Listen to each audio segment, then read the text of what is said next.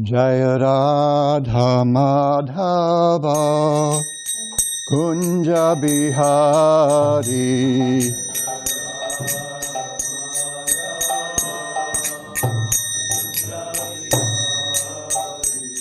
Jaya Radha Madhava Kunja Bihari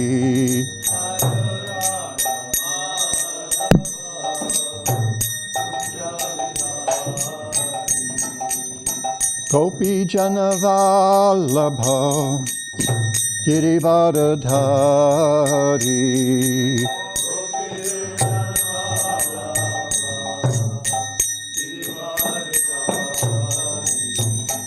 Gopi Janavallabha Girivardhari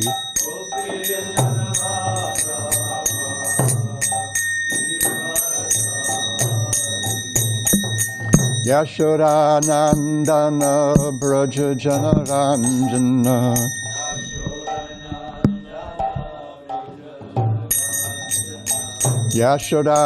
Yashodanandana Braja Janaranjana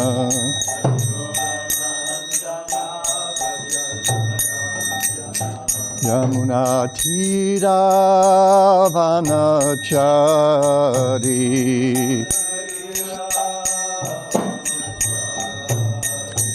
Yamuna Tira Vanachari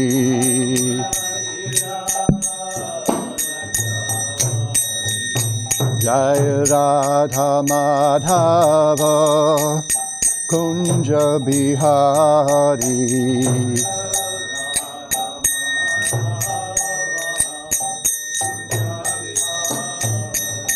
Jaya Radha Madhava Kunja Bihari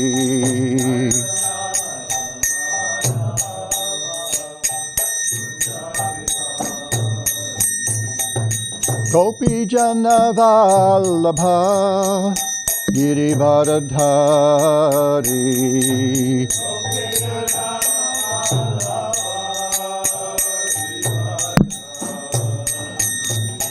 Gopi Janavallabha Girivardhari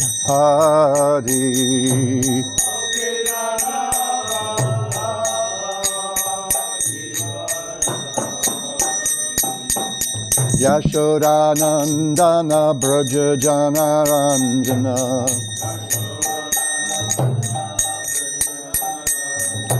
Yashodanandana Braja Janaranjana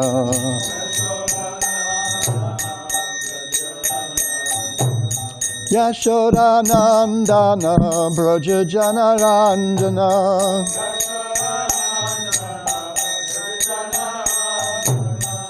Jamuna Tira Vanachari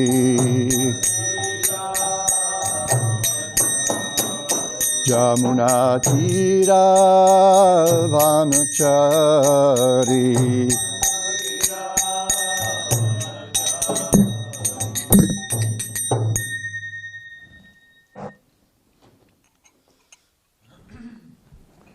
Om Namo Bhagavate Vasudevaya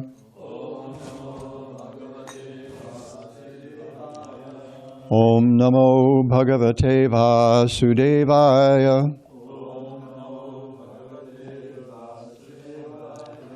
Om Namo Bhagavate Vasudevaya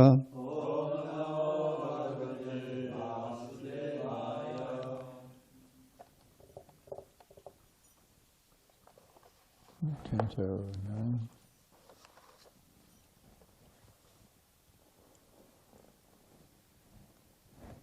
Sorry, I'm giving another class right after this, so I'm trying to remember which canto we are in right now. So this morning, we'll hear from Srimad Bhagavatam, Canto 9, Chapter 20. We'll pick up with text 26 and its purport through text 33.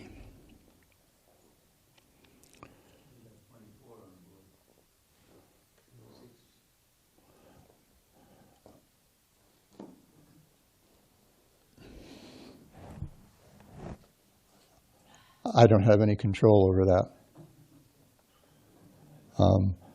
I was informed this morning that I needed to cover the purport to texts, 25 and 6? 24 through 26. Okay. So we're going to chant 24 together then, I guess. Chakram Dakshinahaste Asya Chakram Dakshinahaste Chakram Dakshinahastesya Padmakosho Asya Padayo Padmakoshosya Padayo Ije Mahabhishekena Ije Mahabhishekena So Abhishikto Dhirad Vibhu So Bhishikto Dhirad Vibhu Chakram Dakshinahastesya Padmakoshosya Padayo Ije Mahabhishekena So Bhishikto Dhirad Vibhu Chakram Dakshinahastesya Padmakoshosya Padayo Ije Mahabhishekena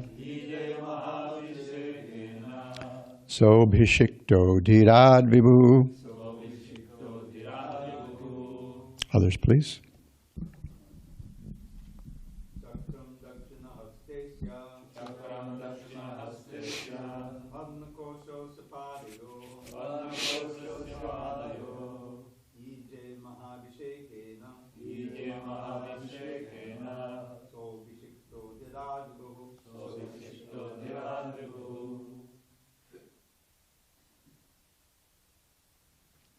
Anyone else?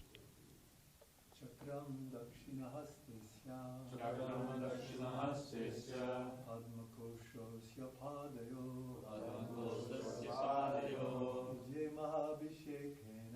Ije Mahabhishekena So Bhishikto Dhirad Vibhu Chakram Dakshinahastesya Padmakoshosya Padayo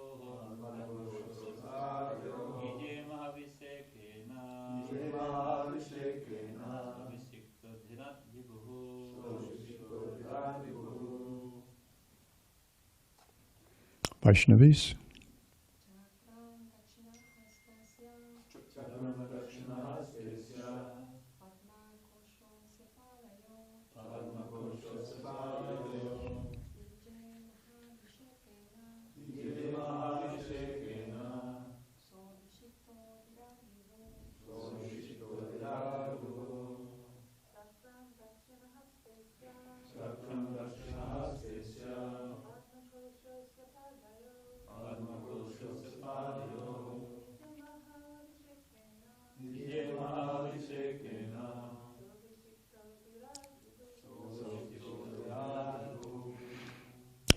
Any online participants? Word to word. Chakram, the mark of Krishna's disc. Dakshinahaste, on the palm of the right hand.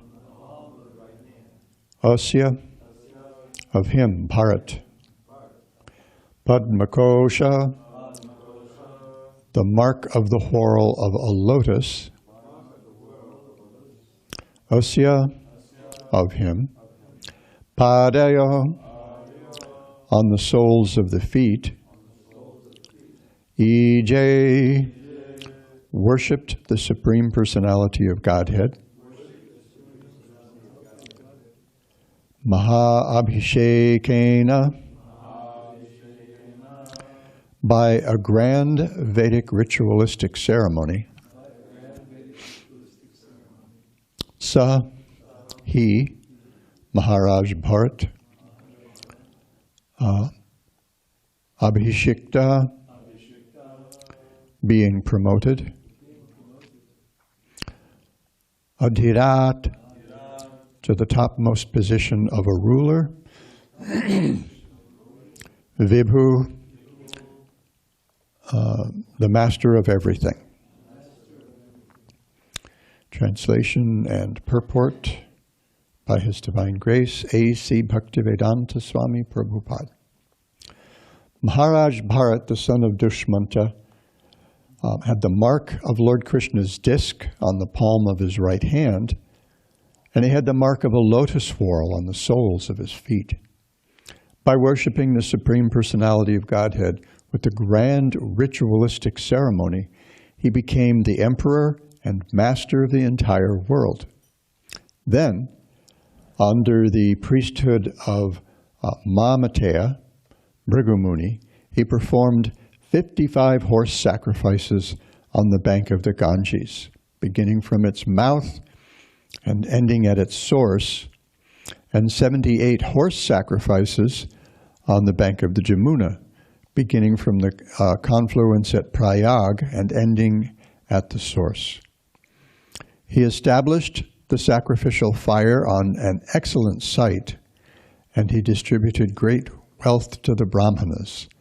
Indeed, he distributed so many cows that each of thousands of Brahmanas had one Badva, 13,084 as his share.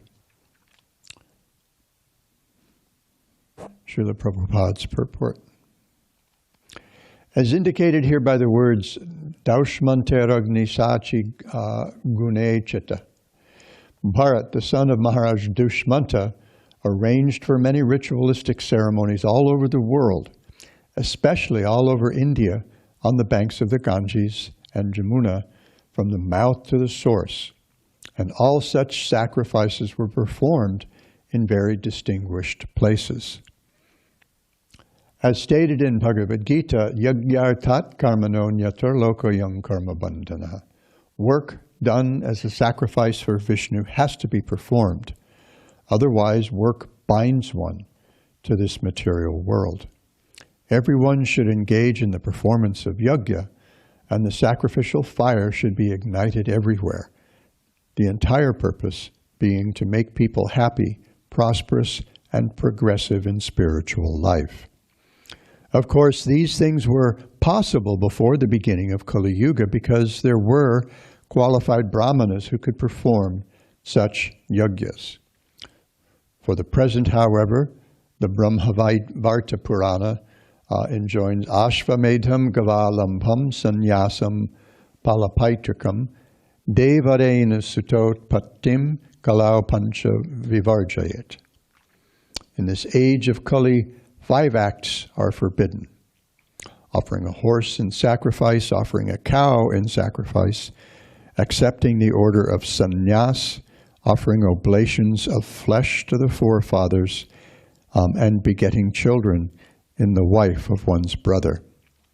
In this age, such yajnas as the Ashvamedha yajna and Gomedha yajna are impossible to perform because there are neither sufficient riches nor qualified brahmanas. And the verse says, Māmateyam Purodhaya, Mahārāja Bharata engaged the son of Mamata, Bhrigu, to take charge of performing his yajna. Now, however, such brahmanas are impossible to find. Therefore, the Shastras recommend yajnai sankirtana praya yajanti sumedasa. Those who are intelligent should perform the Sankirtan Yajna inaugurated by Lord Sri Chaitanya Mahaprabhu. Krishna Varnam Tvasha Krishnam Sangopangastada Parshadam Yajnai Sankirtanai Praya Yajantihi Sumedasa. In this age of Kali, people endowed with sufficient intelligence will worship the Lord who was accompanied by his associates by performance of Sankirtan Yajna. Yajna must be performed, for otherwise people will be entangled in sinful activities and will suffer immensely. Therefore, the Krishna consciousness movement has taken charge of introducing the chanting of Hare Krishna all over the world. The Hare Krishna movement is also yajna, but without the difficulties involved in securing paraphernalia and qualified brahmanas. This congregational chanting can be performed anywhere and everywhere. If people somehow or other assemble together and are induced to chant Hare Krishna, Krishna Krishna, Hare Hare, Hare Rama, Rama Rama, Hare Hare, all the purposes of yajna will be fulfilled. The first purpose is that there must be sufficient rain, for without rain there cannot possibly be any produce. Annad bhavanti bhutani parjanyadanna sambhavaha. All our necessities can be produced simply by rainfall. Kamam vavarsha parjanya. And the earth is the original source of all necessities. Sarvakama dugha mahi. In conclusion, therefore, in this age of Kali, people all over the world should refrain from the four principles of sinful life: illicit sex, meat-eating, intoxication, and gambling, and in a pure state of existence should perform the simple yajna of chanting the Hare Krishna Mahamantra. Then the earth will certainly produce all the necessities for life, and people will be happy economically, politically, socially, religiously, and culturally. Everything will be in proper order. Text 27. Trayastran sakchatung yashvan badva visma payan nrapan daushmantir atyagan mayam devanam gurumayayao. Bharata, the son of Mahārāja Dushmanta, bound 3,300 horses for those sacrifices, and thus he astonished all other kings. He surpassed even the opulence of the demigods, for he achieved the supreme spiritual master, Hari. Srila Prabhupada's purport. One who achieves the lotus feet of the Supreme Personality of Godhead certainly surpasses all material wealth, even that of the demigods in the heavenly planets. Yang lagdha chaparam labham manyate natikang tataha. Whoops. What happened? The achievement of the lotus feet of the Supreme Personality of Godhead is the most exalted achievement of life. This is from the 6th chapter of the Bhagavad Gita. Established thus, one never departs from the truth, and upon gaining this, he thinks there is no greater gain to be had. So this is the point Srila Prabhupada is making here.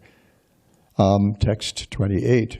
Mrigan chukla datta krishnan hiranyena parivratan adat karmani mashnare niyutani chaturdasha. When Mahārāja Bharata performed the sacrifice known as Mashnara, or a sacrifice in the place known as Mashnara, he gave in charity 14 lakhs of excellent elephants with white tusks and black bodies completely covered with golden ornaments. I'm not Indian enough. How much is a lakh? Is that 100,000? So it's almost 1.5 million elephants. Prabhupada made the point once in Honolulu,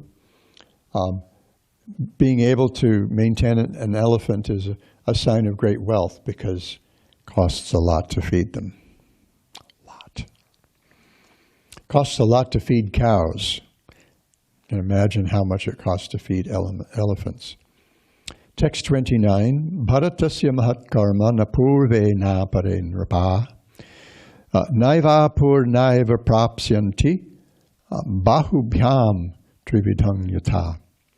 As one cannot approach the heavenly planets simply by the strength of his arms, for who can touch the heavenly planets with his hands, one cannot imitate the wonderful activities of Mahārāja Bharata. No one could perform such activities in the past, nor will anyone be able to do so in the future. Text 30. Kiratahunan yavanan poundrang kankan kashan chakan. Abhramanya nripangs chahang mlechandig vijaye kilan. When Mahārāja Bharata was on tour, he defeated or killed all the Kiratas, Hunas, Yavanas, Poundras, Kankas, Kashas, Sakas, and the kings who were opposed to the Vedic principles of Brahminical culture. Whenever I read such lists, it reminds me of John Milton's Paradise Lost. And there's a passage, gosh, I don't remember where it is. Maybe it has something to do with Satan, and how it has something to do how he brought in all these different classes of people, races of people from all over the world, and one of them is the Javanas. So I found that, I remember finding that interesting. Text 31, Jitva Pura Sura Devan Ye Rasaukang Sibhejire Devasturyo Rasang Nita Pranibhi Punaraharat.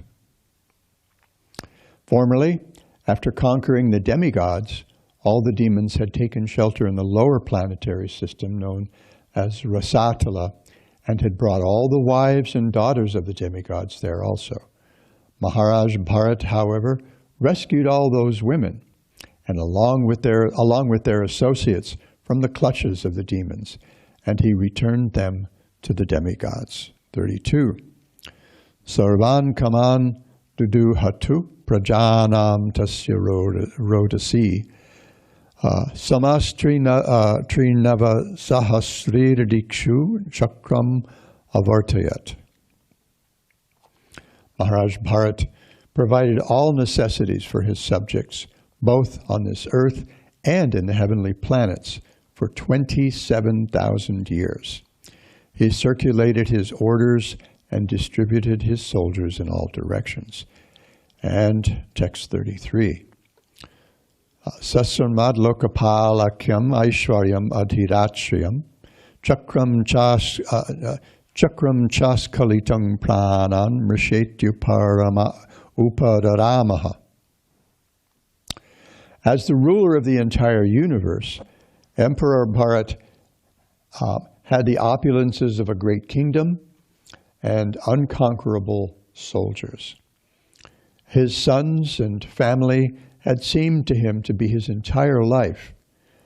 But finally, he thought of all this as an impediment to spiritual advancement, and therefore he ceased from enjoying it. Srila Prabhupada's purport. Mahārāja Bharata had incomparable opulence in sovereignty, soldiers, sons, daughters, and everything for material enjoyment. But when he realized that all such material opulences were useless for spiritual advancement, he retired from material enjoyment. The Vedic civilization enjoins that after a certain age, following in the footsteps of Mahārāja Bharata, one should cease to enjoy material opulences and should take the order of Vanaprastha. Om Jnana Timirandhasya Jnananjana Shalakaya Chakshurun Militang Yena Tasmai Shri Gurave Namaha Mukhaṁ Karoti Vachalam Pangum Langhayate Girim Yatkripātamahang Vande Shri Gurun Dinataranam Shri Chaitanya Manobhishtam Sthapitam Yena Bhutale Swayam Rupa Kadamahyam Dadati Swapadantikam Nama Om Vishnu Padaya Krishna Preshtaya Bhutale Srimate Bhaktivedanta Swamin Niti Namine Namaste Saraswate Deve Gauravani Pracharine Nirvishesha Shunyavadi Paschati Deshatarine Vancha Kalpatarubhyascha Kripa Sindhubhya Evacha patitanam pavanebhyo vaishnavebhyo namo namah.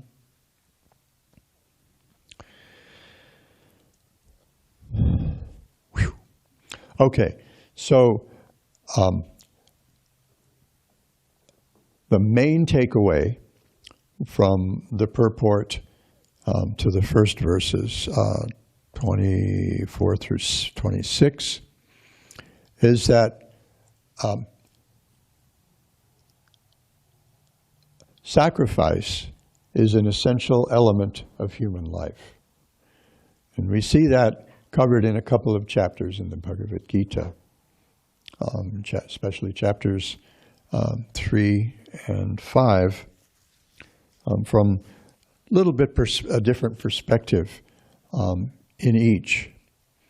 And otherwise, if we don't engage in sacrifice, especially sacrifice for the Supreme Personality of Godhead, in the Vedic scheme, in the Karma Kanda, there's a whole program of sacrifice to the Devatas. This is acknowledging our dependence on superior power, superior entities for our sustenance. Just like when we have gas running in the kitchen, electricity for the lights and the heat, water for the kitchen, the bathrooms, and everything. And we use those things sometimes a little too thoughtlessly. As a grandpa, as an old dad, a long-time householder, I find myself turning light switches off. This is something that that was just kind of like part of my life, especially at the Honolulu temple. Lights would be left on all over the place. And, if the room's not being used, I would just, like the bathroom light would be on, different lights would be on, and I just turn them off. That's what dads do. Because what happens at the beginning of the month, you get a bill from the electric company. Get a bill from the water company or the water utility. You get a bill from the gas company. And if you don't pay those bills, guess what, brah? No more electricity. No more kind water.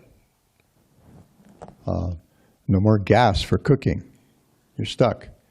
So we have to acknowledge that we depend, on the water board, on the electric company, and on the gas company for these things that we use as a matter of course every single day. So sacrifice is meant for acknowledging our dependence on others for all our necessities, beginning with rain. And ultimately, we are meant to acknowledge our dependence on the Absolute Truth, the Supreme Personality of Godhead, Vishnu or Krishna, Yajñavaya Vishnu. Yajna means Vishnu, ultimately. And because it's not really possible for us to make the elaborate arrangements for sacrifice, and also because we have a tendency to get caught up in all the trappings of that. Devotees will go to India and they'll go to these certain places to get all the different utensils for their sacrifice, the fancy spoons and, gold-plated bowls for the ghee and the grains and all those kinds of things. Get caught up in that. And we may have a tendency to forget the real purpose of sacrifice, Yajñavaya Vishnu. We see that in the 10th canto of the Bhagavatam, when after the Gopi Vastrahārana Lila, there's a little bit of a transition. And we see there in the 10th canto, especially, this is one of the places where it becomes really apparent, that the 10th canto doesn't move chronologically. Because one chapter, it's in the dead of winter. when Krishna steals the clothes of the gopis when they're engaging in the Katyayani Vrat, bathing in the Jamuna in the winter, the cold winter, and all of a sudden, boom, we're in the heat of summer. And Krishna is celebrating the magnanimity of the trees of Vrindavan, ultimately of all trees. And he says everybody needs to become magnanimous like these trees and use all our assets, pranayartardhyavacha, in the service of others, for the benefit of others. Whatever we have, our life's breath, our very life's breath. Prabhupada would say, if you can't give your whole life, then your wealth. Pranayartai, your wealth, whatever assets you have. Dhiya, your intelligence. If you don't have money, then use your intelligence. Write books about Bhakti Yoga. And if you don't have intelligence for writing books, your speech. Just tell whoever you meet. Krishna is the Supreme Personality of Godhead. I remember when I was first married, staying here in San Diego, for a while my wife and I stayed with her sister at her apartment in Ocean Beach. And we took our nephews to the Scripps Aquarium one day. And we were coming back in the bus, and the younger one, Tony, was sitting, he was like maybe 5 years old, and he was sitting in the back seat of the bus, and there was a man sitting next to him. And he looked up at the man and he says, "Do you eat meat?" And the man was like, "What?" He says, "You shouldn't eat meat. You know why?" And the guy's like, "What?" And Tony says, "Because Krishna doesn't want you to." This is really innocent preaching. Not so much awareness of his audience, because he hadn't taken one of my college writing classes, but he was actually, he was sharing whatever he had. Srila Prabhupada would celebrate Saraswati's preaching. Do you know that Krishna is the Supreme, as a toddler, 3-year-old, do you know Krishna is the Supreme Personality of Godhead? So because we can't do these things properly in this age of Kali, for a lack of wealth and the lack of qualified brahmanas for engaging in such sacrifices, and because there's so these brahmanas, they were engaged in this big, I'm sorry, going to come back to my point there. These brahmanas were engaged in these big fancy sacrifices, and Krishna said, Krishna and the cowherd boys, they're out in the middle of the forest. They're far enough away from, they hadn't brought their lunches that day, and they're too far away for the lunches to be sent out. They're closer to Mathura than Vrindavan. So, and the cowherd boys, okay, we're getting hungry. It's about lunchtime. So Krishna says, okay, so there's these big brahmanas in Mathura engaging in this sacrifice. Go ask them. Ask them in the name of Krishna and Balaram. And the brahmanas wouldn't even entertain their request. They just brushed them off. Scoot, little ragamuffins, barefoot ragamuffins. Go away. You're bothering. We got important work going on here. They completely missed the point of Yajna Vai Vishnu. So they came back, the cowherd boys came back and reported their failure, and Krishna says, so, okay, go to their wives. The wives, completely simple-hearted. They weren't educated, and they didn't know all the mantras and the tantras. They couldn't make the yantra. They didn't do any of this stuff. They were humble housewives. And as soon as they heard, oh, this is for Krishna and Balaram, boom, big feast. So we can't do.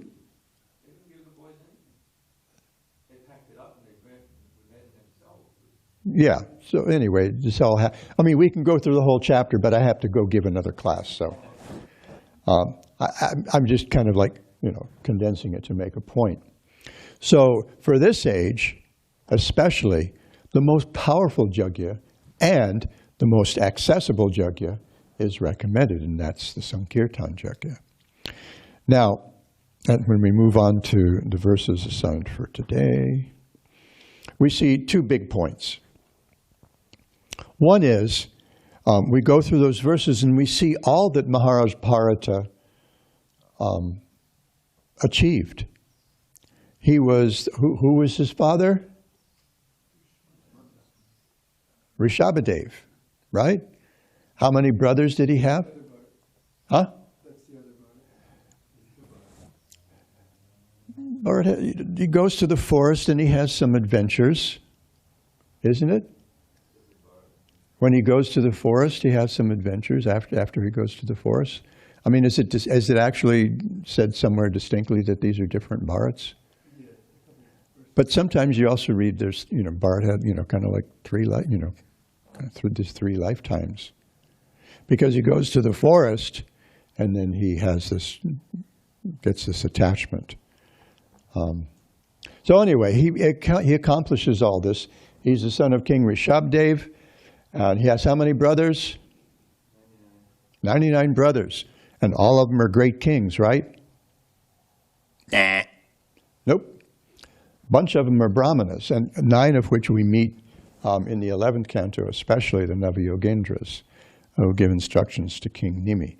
So he accomplishes all these things, gives so much in charity. He engages in all these sacrifices, especially from the mouth of the Ganga up to its source, Gangotri, and then Jamuna from the confluence at Prayag up to Jamunotri, and other places. He conquers all these different barbaric people. Anyone know the etymology of the word barbaric? It means outsiders. It means people who aren't us. I looked this up. Someone made this point. Maybe it was here when I was here in March. Was it you, Dravida? No, it wasn't me, but that sounds familiar. I'm trying to remember who did that, who gave that class. And they had actually looked up the etymology of the word barbaric. And the barbaros there, it's uncouth people. In other words, not our people. So he conquered all these barbaric people, the Kiratas, the Hunas, the Yavanas, etc., Pulindas, Pulkashas, and released the wives that had been captured by the demons and all these things. And then, when he saw that ultimately all this, without Vishnu at the center, that all this was completely useless, then he gave things up. He gave everything up and went to the forest. So Srila Prabhupada makes the point in his purport to text 33 that at a certain age, the age of 50, pancha sordvam vanam brajet. After the age of 50, in a ripe old age, we need to give up all these things and seek higher values, go to the forest to seek higher values. So Srila Prabhupada says that we should accept the order of vanaprastha. And ultimately, some should also accept the order of sannyas for teaching. The essence of sannyas isn't so much funny clothes or the stick or all the hoo-ha the fuss that people make.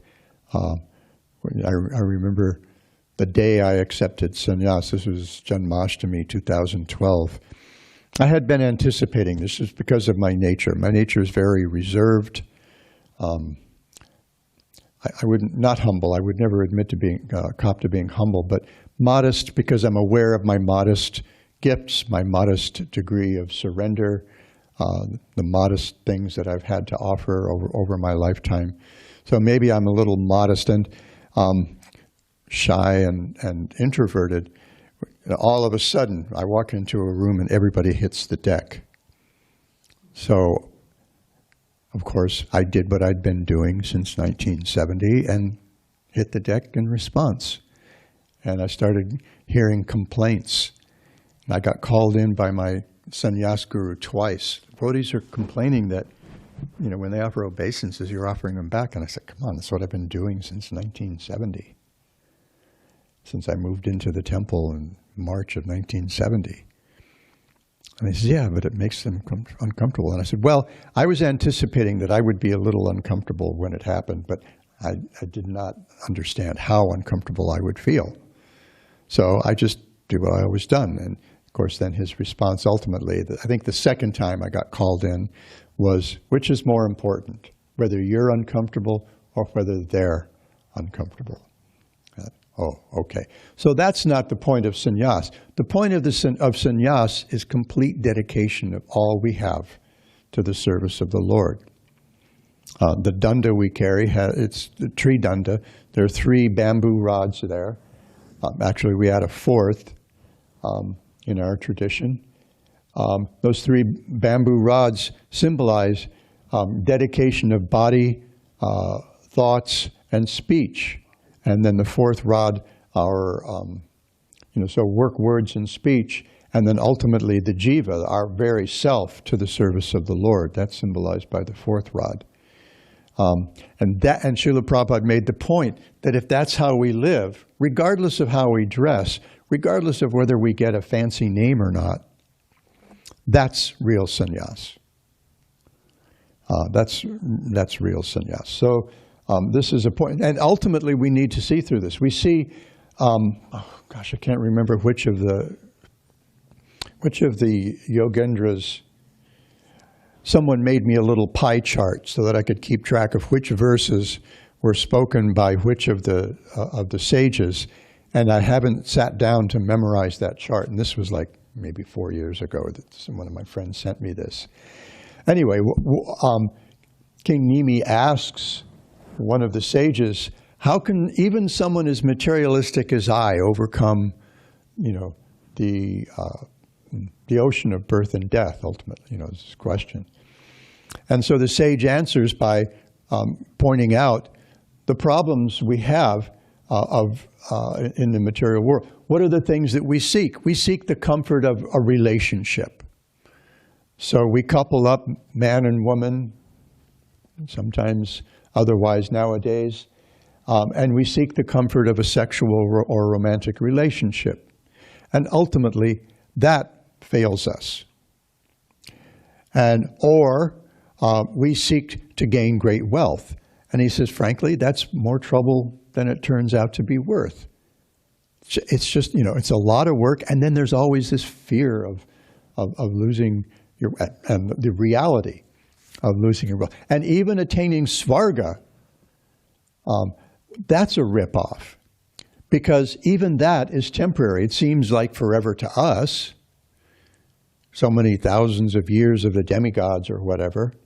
And oh my gosh, pleasures that we can't even imagine. Srila Prabhupada said that the apsaras make, the most beautiful women on earth look like frogs. You can imagine someone who's so beautiful that she makes Aishwarya Rai, who was once judged by a movie critic to be the most beautiful woman in the world and the second most beautiful woman in the world. In other words, there's no rival. Makes her look like a frog. And then there's politics and, jockeying for position and envy, and then it's done. Chine punya mark. When your credit runs out, back to a dump like this, where the best-looking girls look like frogs, and all the men are just dopes. So then he says, once we've seen through the fact that all material endeavor is just a big scam, then he says, Tasmat gurum prapadyeta jignasu shreya uttama, shabde parecha nishnatam, brahmanyupashamashray. Then, it's not like everybody really needs a shadguru, a real spiritual master, because that's going to be wasted on most people unless they start to get a sense that this stuff just doesn't work. Then there's really no point to it because they won't be able to actually follow. But once they get the sense that the whole material world, including the endeavor for moksha, it's a big scam, then you need tasmad gurum prapate. Then you need to surrender to a real guru, someone who understands the teachings of the scriptures and has immersed himself. Prabhupada once said, has taken a dip in the ocean of transcendence. Brahmanyupashamashraya.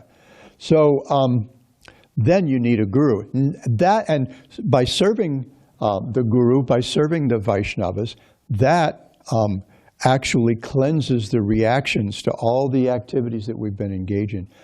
engaged in for more lifetimes than we can imagine, much less count, more powerfully than all these big fancy sacrifices. And nowadays, genuine gurus engage their disciples in the chanting of the holy name as the focus of their spiritual practices. So this is Aryan civilization, progressive human life. And ultimately, we have to come to the point where we withdraw. Father Richard Rohr, a Franciscan friar and Roman Catholic priest, has a book where he discusses two stages of life. The book is called Falling Upward. And he talks about the first stage of life where we build the box of our life. We construct our ego and all the things that create security and comfort for us. The second half of life is fulfilling that box with something substantial. But in the middle, there's a bridge. That's the falling part. When you actually have to deconstruct that ego, that sense of false security, and all the stuff that we built up in the world. And that last stage of life is a stage of filling ourselves with real spiritual substance and sharing whatever wisdom we have with others. Sometimes that's called eldering, and not necessarily at a particular age. Although we see the Upanishads say 50, but the idea is that once all the other stuff is taken care of, and your children are on their own, and there's some, and you and your wife are ready to leave all that behind. And you go to the forest and you travel from one place of pilgrimage to another and hear from saintly people as a way of purification to prepare ourselves for our next life. And that preparing ourselves for the next life, that's the essence of progressive spiritual life, of Aryan civilization. Just as when we're kids, we just as soon, most of us, just as soon horse around and play all day. So did Krishna and Balaram, right? That's what they did until they went to study with Sandipani Muni. And they took care of that stuff really fast. They learned everything, all the arts and everything immediately, because they all come from them anyway. But, their whole, you read, especially you read at the beginning of the 12th chapter, 12th chapter, Aghasura Lila, what Krishna and Balaram and their friends would do during the day. They're just messing around in the forest, doing goofy kid stuff, doing goofy country kid stuff, right? And that's what we would just prefer to do. But that doesn't prepare us for the next part of our life, the adult life. So we have to get an education so that we can understand how the world works and start to get a sense of what we might have, what is it we enjoy doing, what is it we can do well, and that actually contributes to others, to the greater society. And that's kind of the essence of the Varnas. One of the devotees in Honolulu, Bhakti Sergio, was studying this Japanese principle of ikigai, which is a sort of a kind of Venn diagram.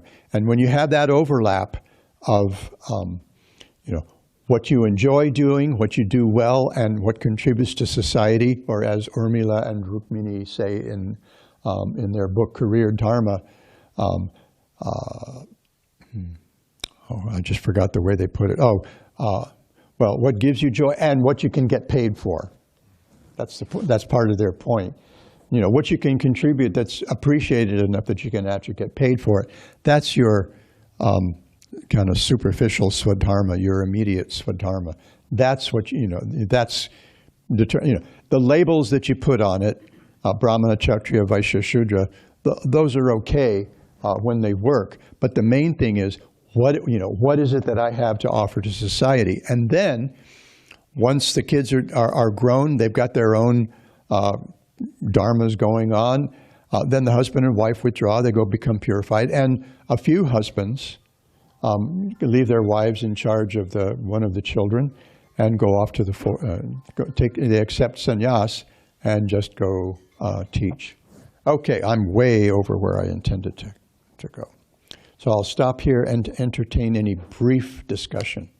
Jannavi? Mahārāja, can you explain, like in the verse, one of them is the things we don't do in Kali Yuga, one of them is taking sannyas, and we have sannyasis. Oh, those 5 things. And then also, just people like going to Vanaprastha says to go to the forest. So it's not so practical in this day and age. Would you mind explaining a little bit? Well, yeah, Jannavi's asking to explain 2 things. See if I can do this in 25 words or less. I will fail. 2 things. One is the 5 things that are forbidden in Kali Yuga: horse sacrifice, horse sacrifice, cow sacrifice, sannyas. What was the 4th one? That's the 5th one. What's the 4th one?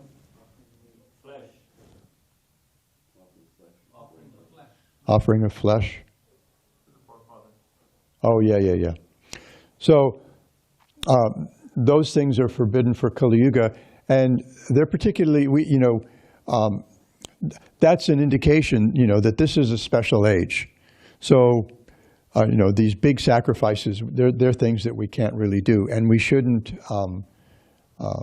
Well, the whole idea of begetting children in the wife of your brother, if he's passed away, that's just something that people are going to abuse. Same thing with sannyas. The sannyas that's mentioned, often I've heard it explained that means karma sannyas, just giving up work. But the Tridandi sannyas is meant for service.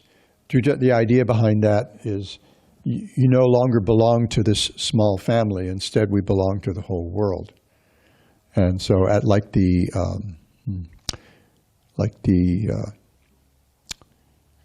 Avadhuta that we see in the 11th canto, they're able to wander the world like a child, and just kind of depending on everyone else. And what was the other part? Was the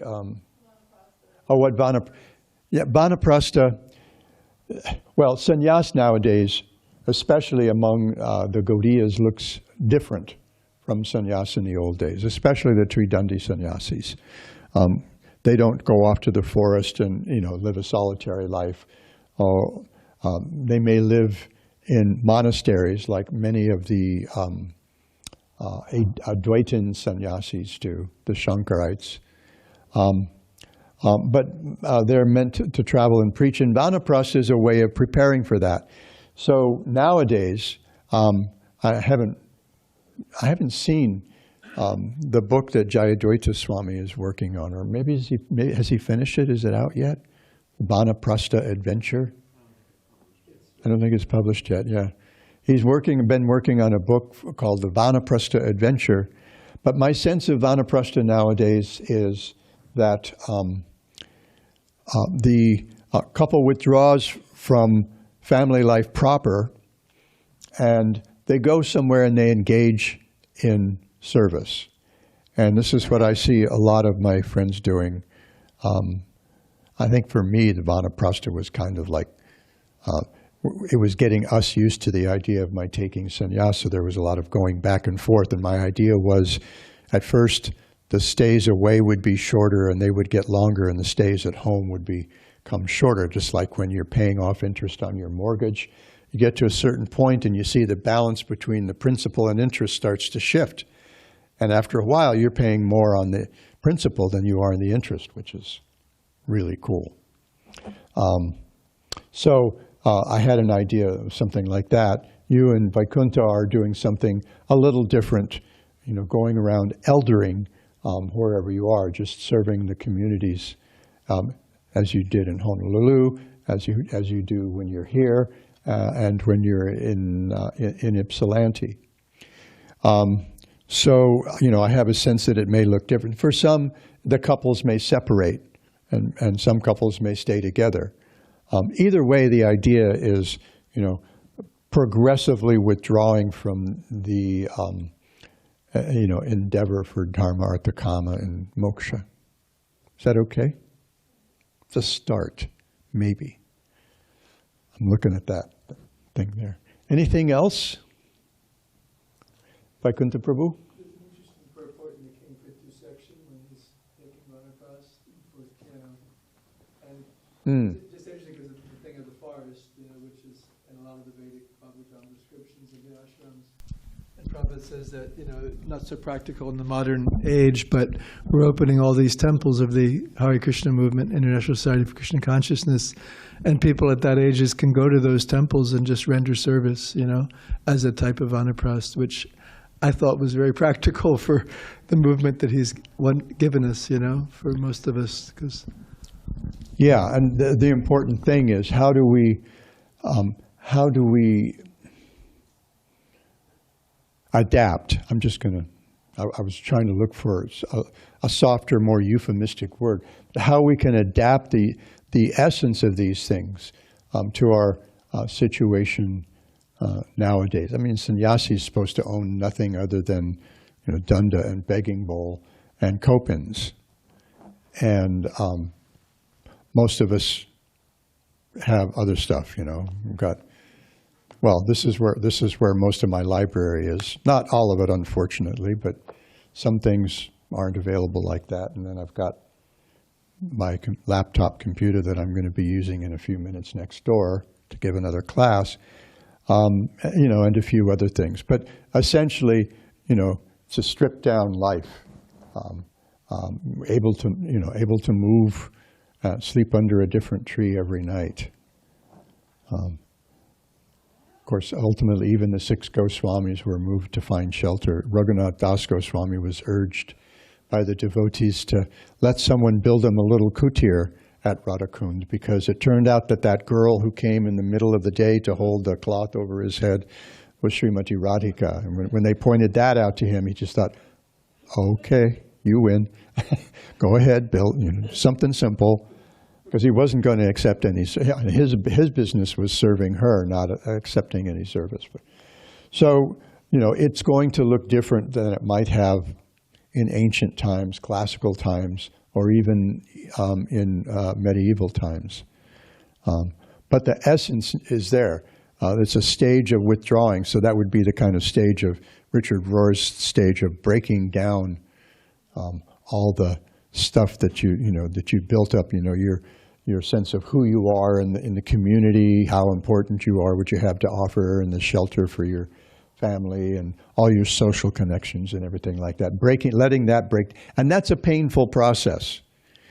This is something that a lot of devotees should understand. There are bumps along the way, all along the path, until especially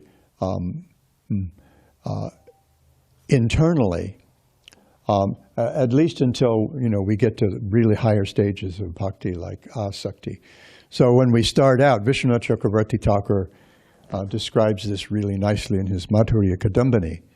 And so what we see is that at first the path is going to be narrow and twisty and bumpy and steep.